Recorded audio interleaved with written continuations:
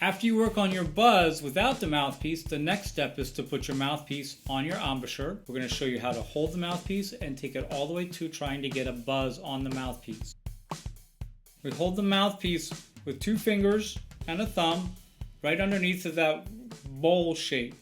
If you look at it like this, right on the tube, and you just place it right on your lips with 50% of the top lip and 50% of the bottom lip. Right in the middle of your embouchure so that both corners are still visible.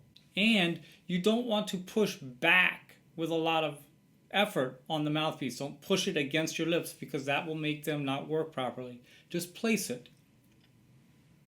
The next step is to take a really deep breath so you have as much air inside you as possible to make the sound, and you breathe low down into your belly.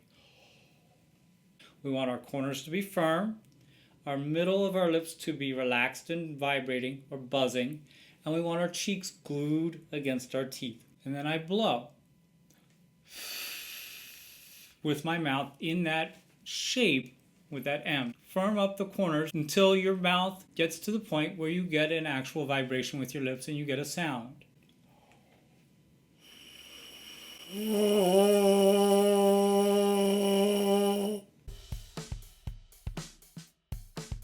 If you don't get the buzz right away, there might be a couple things that you can try. You might not have your lips touching inside the mouthpiece and it would sound like this.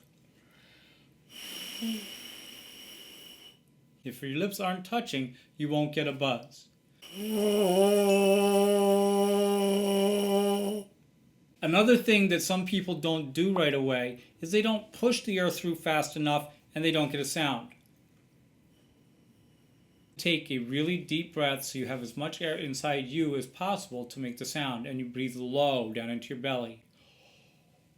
I always try to make sure that my sound goes all the way across the room and I make that sound bounce off the wall on the far side with my air.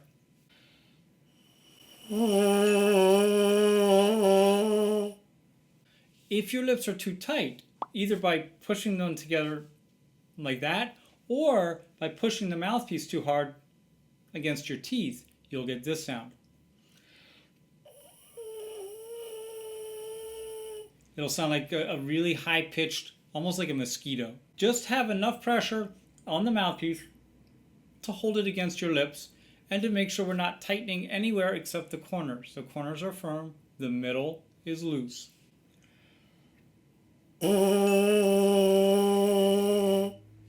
If you don't keep your cheeks glued against your teeth, they're going to puff out and your buzz is going to sound like this.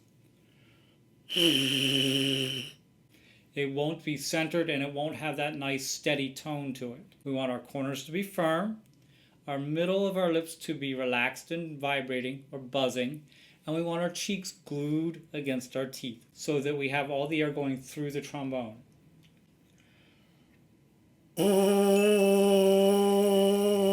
You need to practice your buzz every day before you even try to play anything on your trombone.